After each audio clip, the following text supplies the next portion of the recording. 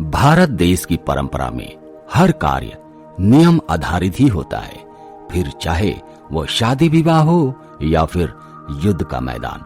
अगर युद्ध की बात करें तो इसके लिए भी भारत में कई नियम बनाए गए हैं।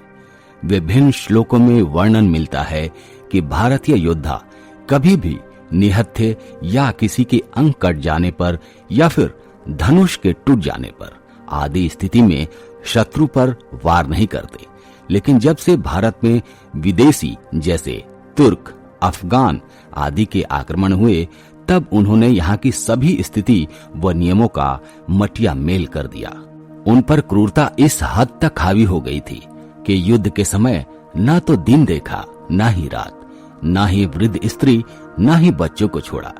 एक ओर वे अपनी धुन में सवार होकर भारतवासियों तथा उनकी संपत्तियों का हनन कर आगे बढ़ते गए, उधर दूसरी ओर कुछ भारतीय भी उनका साथ देते गए।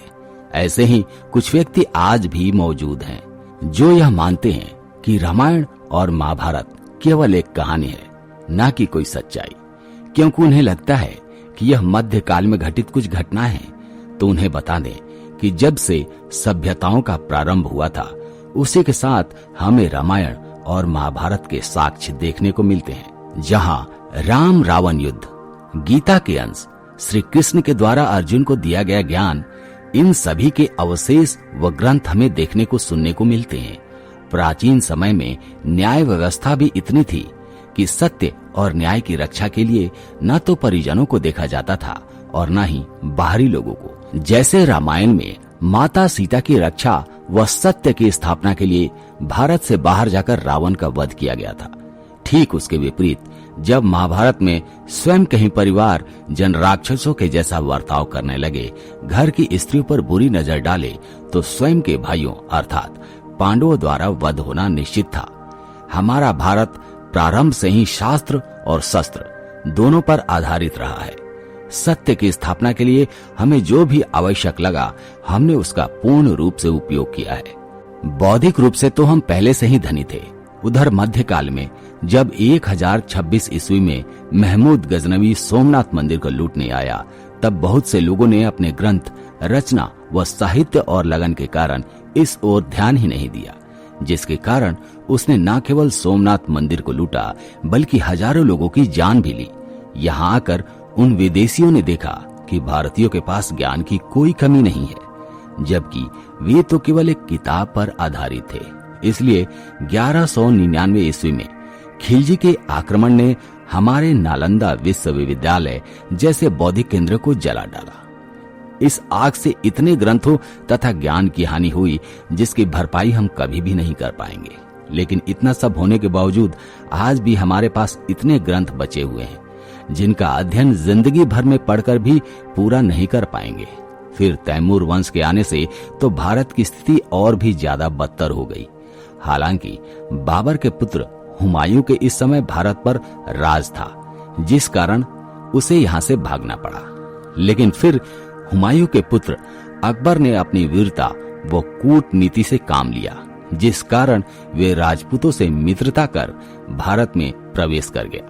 हालांकि उसने कर और तीर्थ कर जैसे करों को हिंदुओं के लिए माफ कर दिया था, जिससे हिंदुओं के प्रति बर्बरता में कुछ कमी आई थी। लेकिन यह पूर्ण सत्य नहीं है, क्योंकि हमें बहुत से वर्णनों में यह मिलता है कि अकबर ने भारत को मुस्लिम राष्ट्र बनाने की बहुत कोशिश की, एड़ी चोटी का जोर लगा दिया। यह नियम भी निकलवाया था कि सभी व्यक्ति दीने इलाही धर्म को स्वीकार कर लें, अन्यथा उनको बंदी बना दिया जाएगा।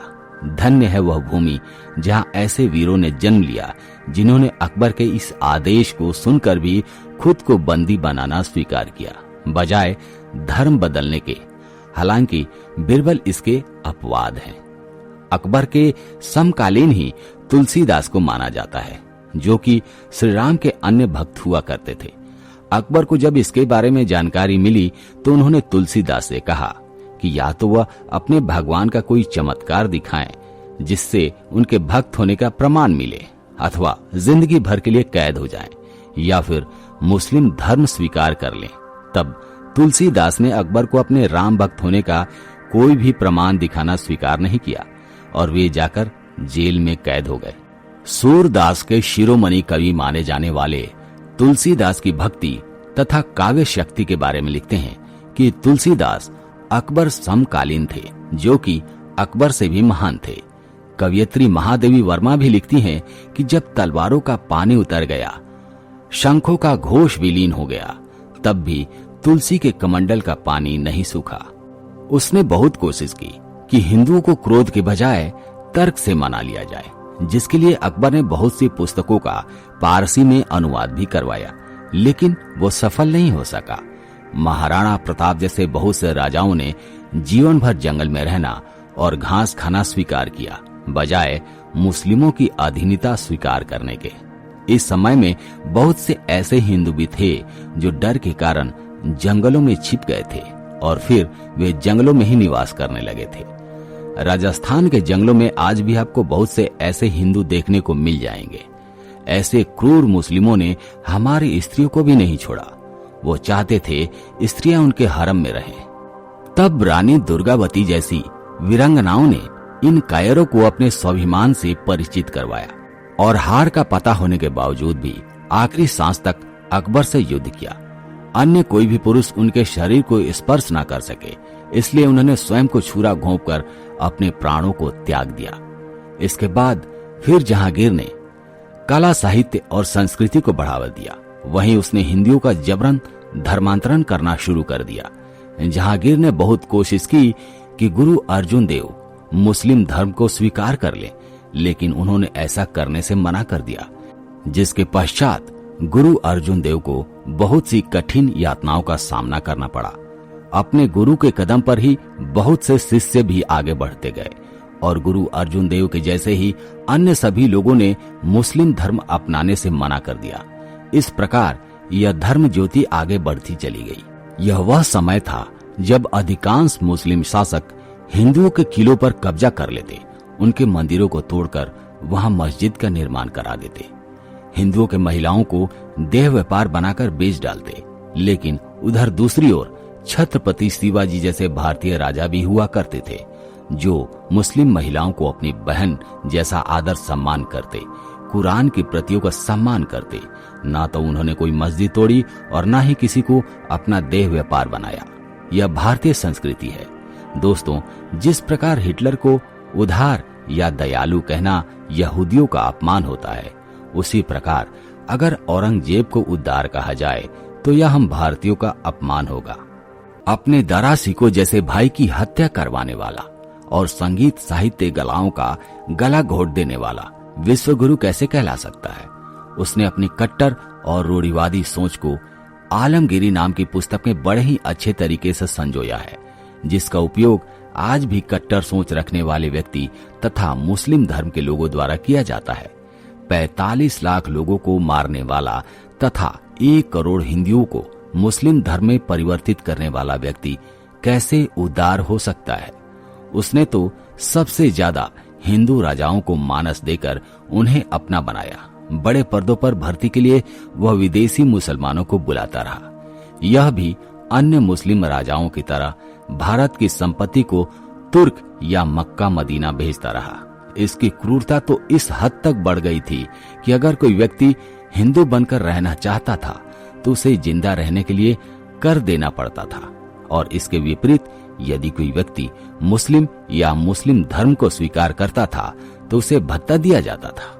औरंगजेब इतना कट्टर था कि वह हिंदुओं के सामने शर्त रखता था कि या तो वो मुस्लिम धर्म को स्वीकार कर लें, अन्यथा गर्दन कटवा लें। उसने सिखों के गुरु तेग बहादुर को कैद करके उन्हें मृत्यु या इस्लाम स्वीकार करने की शर्त रखी, जिसे उन्होंने नहीं माना, और इनकी मृत्यु के साथ ही 11 नवंबर 1675 को दिल्ली में उनके 3 शिष्यों सतीदास, मतीदास और दयादास ने भी अपने प्राण त्याग दिए।